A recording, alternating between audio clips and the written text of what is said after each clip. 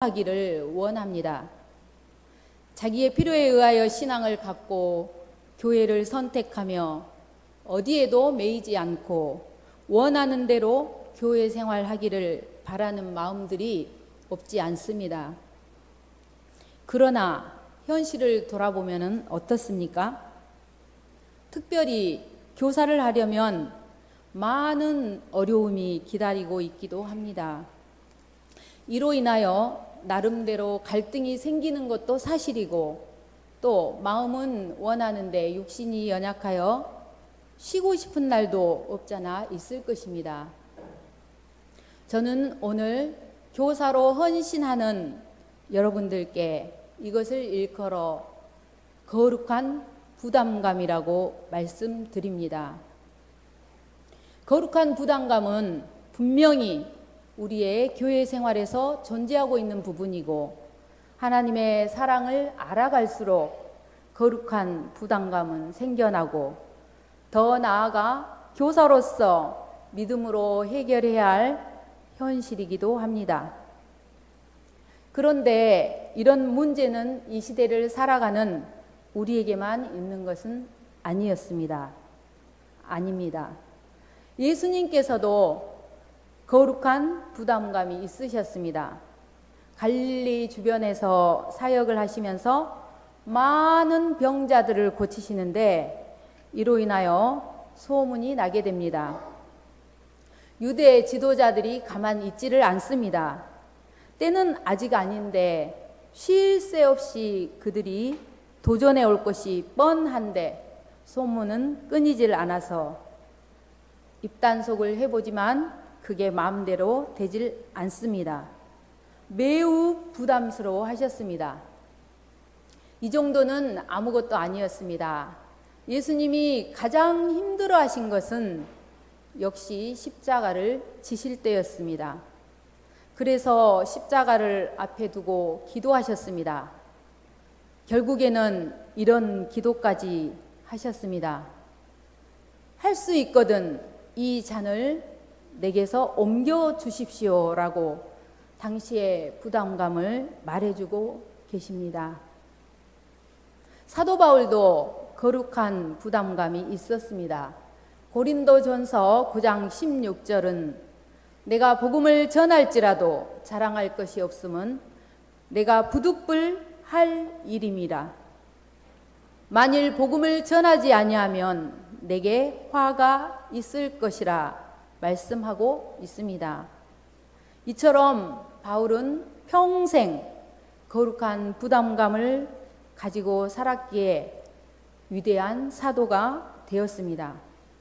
이때의 바울의 심정을 한번 헤아려 보시기 바랍니다. 오늘 본문의 말씀을 보면 이 거룩한 부담을 떨쳐버리지 못하고 힘들어하는 한 젊은이를 만나게 됩니다. 사실 아주 괜찮은 청년인 것 같습니다.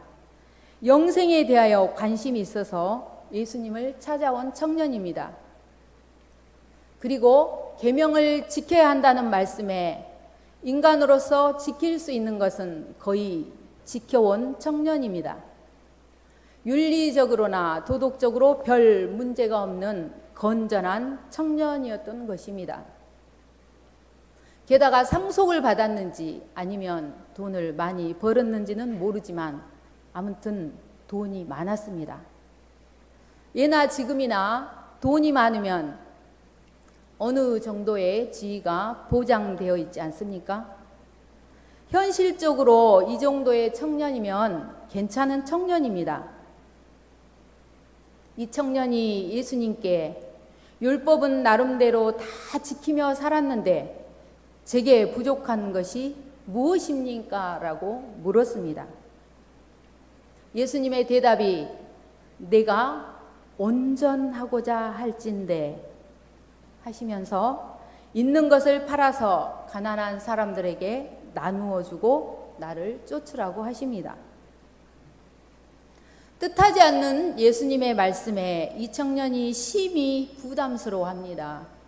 이 예수님의 요구가 거룩한 부담감이 되었던 것인데 결과적으로 이 청년은 그 부담감을 떨쳐버리지 못하고 맙니다. 혹시 우리는 이런 부담감이 없으십니까? 그냥 주일이면 늦잠도 자고 가족과 아침도 여유로이 먹고 목사님 말씀 듣고 집으로 돌아와서 쉬면서 편안한 주일로 보내고 좀 쉽게 믿음 생활 할 수 있는 것 아닙니까?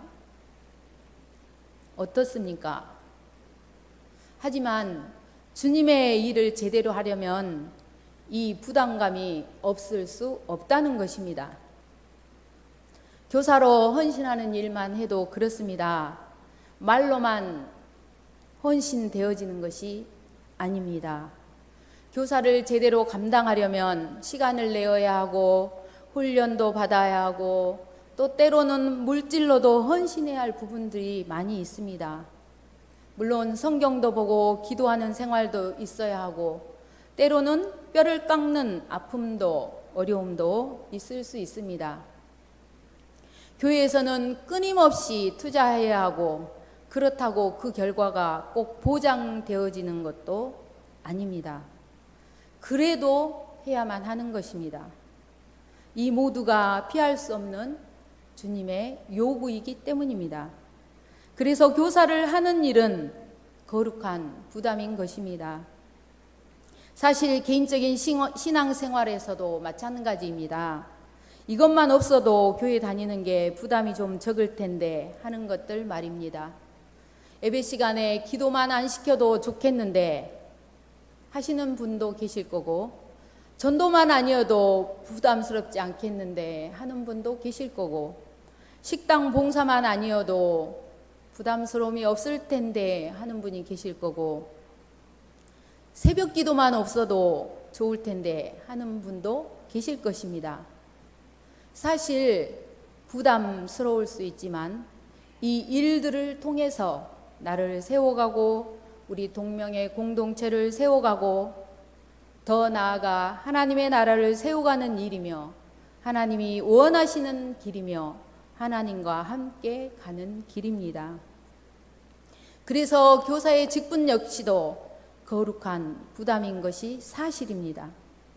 그런데 중요한 것은 이 거룩한 부담감에는 특징이 있습니다. 첫째는 그리스도인은 성도는 피할 수 없다는 것입니다. 어디로 가든지 하나님이 앞장서 가십니다. 그래서 예수님도 사도 바울도 기도하면서 감당하셨지 피하시지는 않으셨습니다. 왜냐하면 하나님의 뜻이었기 때문입니다. 사랑하는 교사 여러분, 힘들다고 어렵다고 교사를 피하지 마십시오. 하나님의 뜻이기에 감사함으로 잘 감당할 수 있기를 소망합니다. 오늘 우리는 나그네의 삶을 살아가고 있습니다. 계시록 21장 4절에는 나그네의 삶은 곤고하며 슬픔과 질고와 가난, 탄식, 염려, 눈물이 그치지 않는 세상이라 했습니다. 그런데 예수님을 믿는 사람들에게는 특별한 것이 있습니다.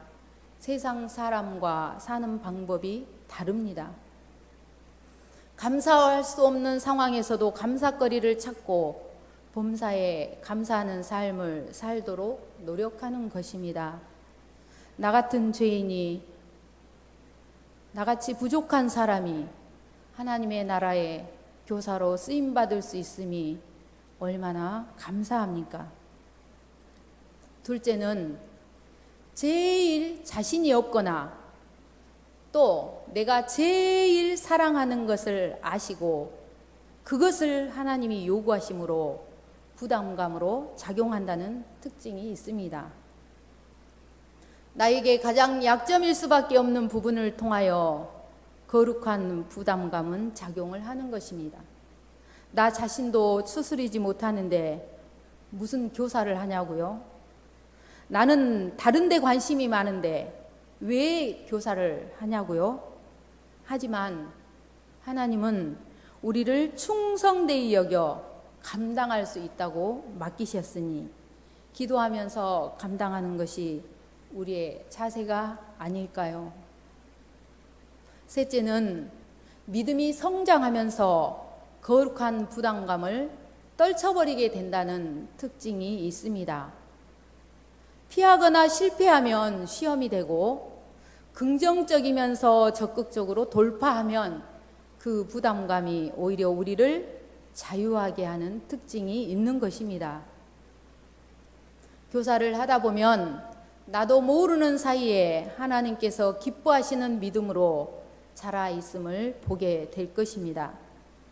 부족하기에 교사의 사명을 감당하려고 기도하게 되고 더 열심히 말씀을 보게 되니 이것 또한 하나님께서 교사들에게 주신 특별한 은혜가 아니겠습니까?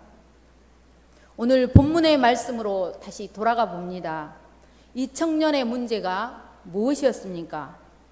언뜻 보면 돈이 많은 것이 문제처럼 보입니다.